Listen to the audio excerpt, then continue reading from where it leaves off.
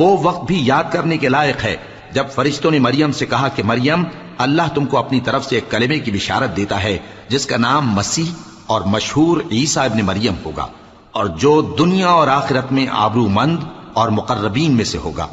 اور ماں کی گود میں اور بڑی عمر کا ہو کر دونوں حالتوں میں لوگوں سے یکساں گفتگو کرے گا اور نیکوکاروں میں ہوگا۔ مریم نے کہا کہ پروردگار، میرے ہاں بچہ کیوں کر ہوگا کہ کسی انسان نے مجھے ہاتھ تک تو لگایا نہیں۔ فرمایا کہ اللہ اسی طرح جو چاہتا ہے پیدا کرتا ہے، جب وہ کوئی کام کرنا چاہتا ہے تو ارشاد فرما دیتا ہے کہ ہو جا تو وہ ہو جاتا ہے۔